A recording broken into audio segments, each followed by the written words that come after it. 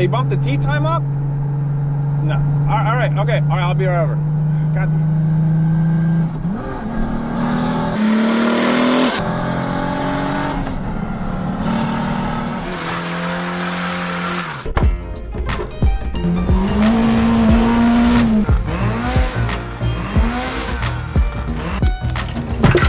Who's there?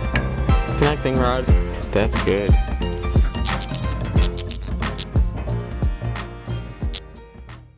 Who are you?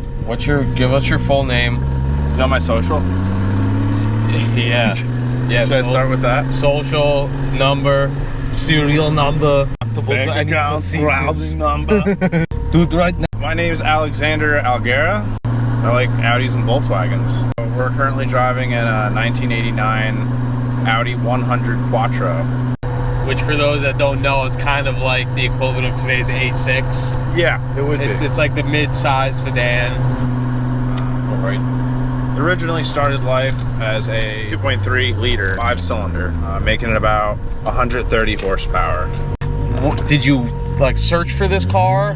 Did this car fall into your lap? Like, why this car? Basically, I wanted to make pretty good power, and I knew that, you know, the front-wheel drive platform really wasn't going to be where I could make power, because after about 300, you're really just spinning the wheels.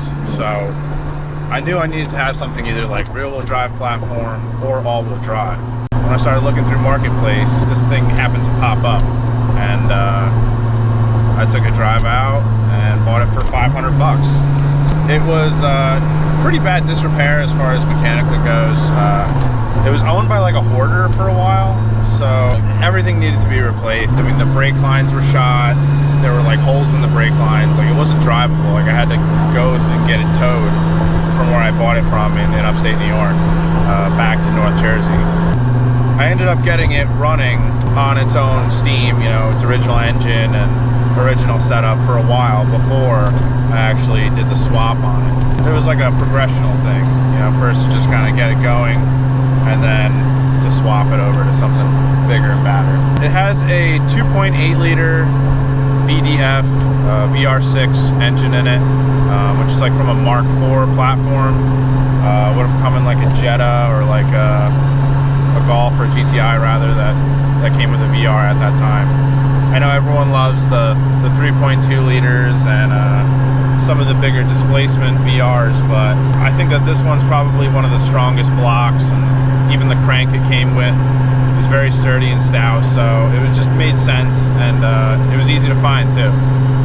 So yeah, you knew you were gonna put a turbo on it too, so exactly, yeah, it makes sense. Aside from the clutch, I mean, you got a big beefy clutch in it, right? Yes. Aside from that, the drivability seems pretty. Yeah, it awesome. It's pretty good, honestly.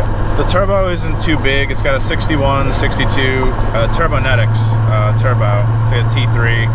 I mean, it's really not the biggest turbo you can put in it, and it's really not the smallest turbo you can put in it. So it's kind of like right in that mid-range, like where it's usable. You know, it's not like I have to wait forever for it to build boost, which is nice. I saw you had the dual side mount intercoolers. I really like that, tucked away. That mainly came from necessity, just because the front end of the vehicle is it's so tight, you really can't fit much in front of an engine in these cars. Even originally, how the 5-cylinder sat was right up to the radiator support. Just like the Quantums then. Exactly. The Quantums are the same way. That front of the engine's right up against the rad support. You got that little offset half rad. Exactly. And because of the VR's like kind of short nature, because they've kind of staggered the V, you know, it's actually shorter than the stock block. So you have a little bit of room to where you could fit in like a nice size radiator and a shroud and stuff. But not enough to get a front mount in there. Not enough to get a front mount though, no. It's not that plentiful. So I had to go with the side mounts. I could have went with something that was like larger and on the bottom, but then it would have really given away like aesthetically, like the look of it. It would have made it look as though it were a race car, because you'd see the big front mount. And I wanted to stay away from that. I wanted to keep it as sleepery, or as like, you know, not obnoxious. undetectable as possible. It's a sleeper. Exactly. That's my favorite part about this thing. Is you have no clue. It's not even that loud. Like cruising. No, it's really not. It kind of just sounds like an old car with an exhaust leak, to be honest with you. Like.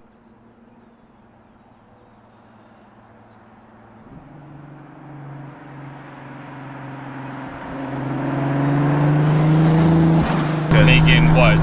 550 horsepower? Yeah, probably like in the 550 range, I think is probably where it's maxing out at this point. Just on.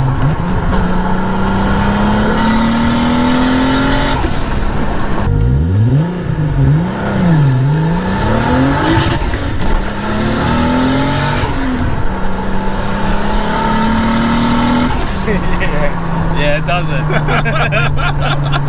It does the thing. She gets out of her own way pretty good. Yeah, she does all right for her. Funny thing is I bet you that Jeep is gonna go telling people about that shit. She's gonna be like, yo, I went to like stop and let this Audi go. And it went into warp speed. And then it just took off. Like, I don't even know what it was.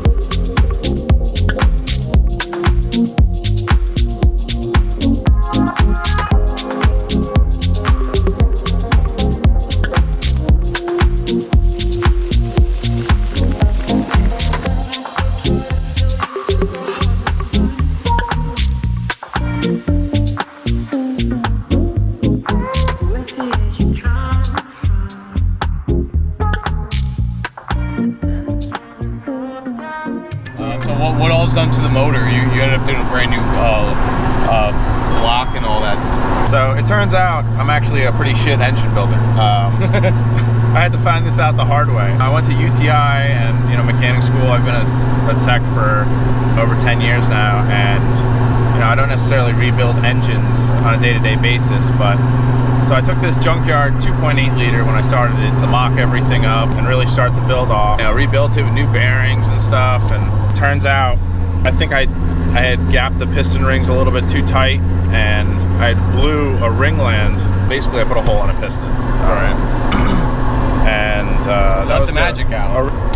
I decided, hey, let me get like someone that knows what the hell they're doing. I brought it over to Schimmel, and he did the whole lower end. I just slapped the head on afterward with some Super Tech upgraded valve springs, 8.5 to 1 compression, JE pistons, all ARP hardware. Nothing major done aside from that. And stock rods. I mean, a lot of people are probably gonna comment here and say, oh, it's stock rods, you can't have stock rods. Well, it's like, you gotta really know what you're doing, and as far as like what you're gonna be using it for, how hard are you gonna push it, and what your power goals really are. I'm not gonna be going in like the 700 horsepower range. I don't really even want to be honest with you, because you're worried about more things breaking. It wasn't really what I breaking axles and shit. Exactly. It's like not really what I designed the car for. Like, yeah, I want to have some power. I want to have some fun. So what'd you end up doing for the trans? Were you able to use the stock trans? No, it wasn't actually. The stock trans that came on this thing was it's like an 016 or an 01A trans, which is like a quattro transmission, but it's not really meant for anything high horsepower. It's pretty anemic, really. So I had to switch over a trans that could handle at least 500 horsepower. I switched to a 01E out of an early S4. Actually, I don't know if you know Doug. Yeah. Doug with the what does he have? The old Quantum. He's got a Quantum. That's He's my got a old couple Quantum. other things. That is it really? Yeah, that's my old car. Yeah, Doug's a good dude. He just gave me the transmission when I told him what I was trying to do. He just straight up gave me the transmission. I was like, yo, what do you want, dude? Like, I'll give you something for it. He's like, just give me like a 30 pack or something. Dude, Doug wants to party. Get it! Yeah! What is that? A muskrat! A muskrat? Dude, you fucking... The best max I ever been to. Look at... And wants to see other people party when it comes to cars. Dude, so I was like, his cabbie's fucking sick. Have you ever seen his cabbie? I've not seen his cabbie. His cabbie's sick. No. It's like I know a lot of his stuff is like really upstate, right? It's a like, yeah. He used to live down this way in Jersey. It's a 16 valve, like high compression on carbs. It revs to like 9,000 RPMs. Dude, that's stupid. Doug is like a mad scientist. Yeah. Like he really is. I mean, Doug's the man. He's a really awesome guy to talk to. Shout out to him for just giving me a transmission to make work in this project. Hell yeah. So the 01E, put it in. Literally, axles bolt right up. The drive shaft bolts right up. No problem. So that's kind of like where I started the whole swap. Was like centering the transmission, make sure that's all gonna work, and then build off of that. And then I have an adapter plate that allows me to use the VR6.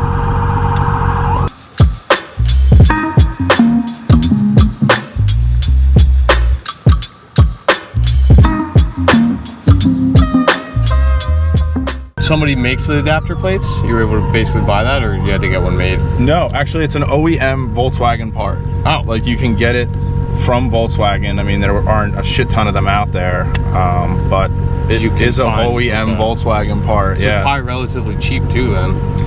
Yeah, I'd say so. It's about like $200, somewhere in that range, $200 to $300. Prices are going to vary based on the availability, obviously. What was the most difficult part then about getting this motor in? What was the part that caught you off guard the most?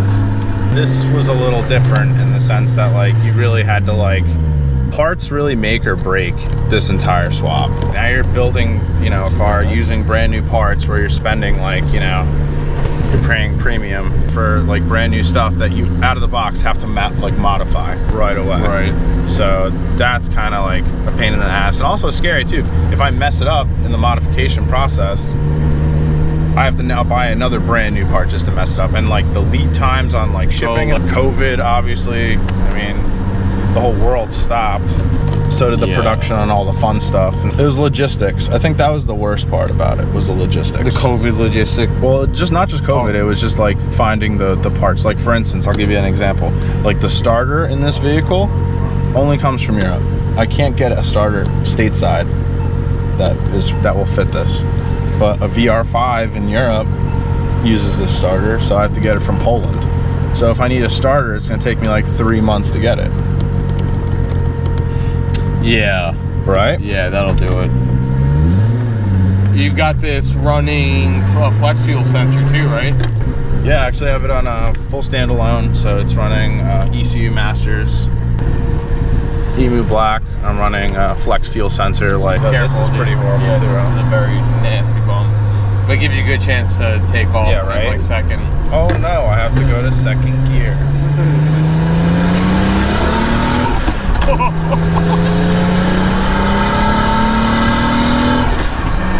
Yeah. Yeah. It's the low compression ratio, you know. I'm not really too worried about like blowing the thing up per se. So what's the stock ratio on these? I think the stock is right around 10.5, but I'm not 100% sure. Don't quote me. It's between 10.5 and like 11s. We're gonna quote you. That's gonna be the title of the video. Yeah, right. It's gonna be VR6s have 10.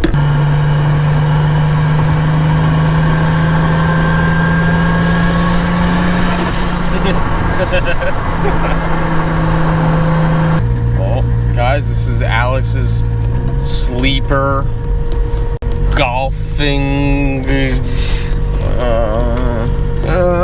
That's Alex's sleeper Audi 100 2.8 VRT. He's also got a Rabbit pickup that you guys have seen on the channel a bunch of times. We'll get that filmed up next, so hope you guys enjoyed it. Cool. This little dog right now, I'll tell you that. Give me that shit. Give me that shit. That. Dog. Give me. Give me that phone. Hello? Hold on, I gotta take this. Bye. Banana phone. Well, you know, we wear these kind of outfits all the time. They're gonna think we're, you know, we're a funny guy. Ring, ring, ring, ring. Ding, banana phone. And then I'm gonna have to ask them, well, what type of funny guy? I mean, funny like a clown funny?